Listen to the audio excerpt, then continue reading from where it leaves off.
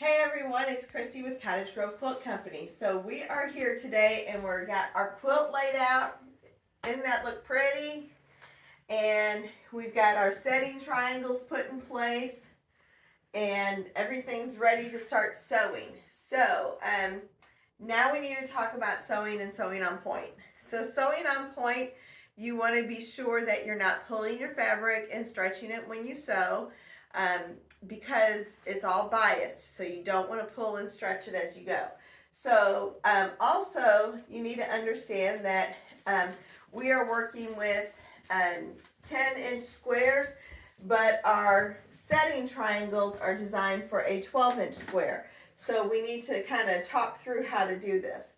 So the way I would do this, and I don't have this piece up here because it falls down, is I would just start, and I would probably start on putting together this middle piece here, this strip to this square, this strip to this square, this strip to this square, and so on.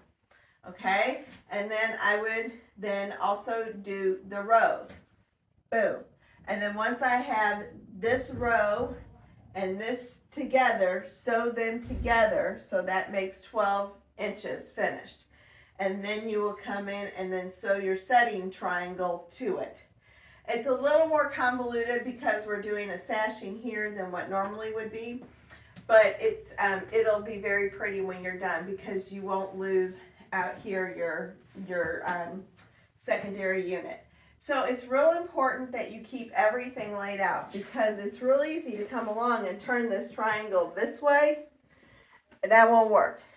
You got to be sure you're doing it this way. So keep it laid out. That's very important. So again, I'd go through and do a strip, and then sew this strip together, and then sew this strip to this one, and then add my setting triangles. And then come down, do the next row, do this big piece here, do this little piece here, sew the little piece to the big piece, and then do my setting triangles. And then I can start to put this row to this row.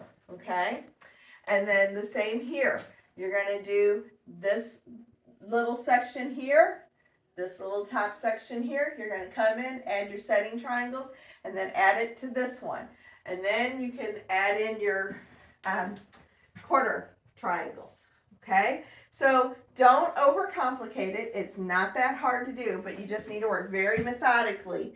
You're going to piece this sash to this block, this sash to this block, this one to here, this one to here.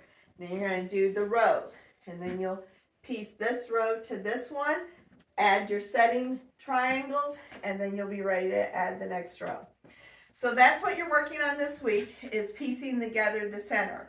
So by the time we join you next Tuesday, you should have this entire center put together, and we will talk about borders. All right, y'all have a great day.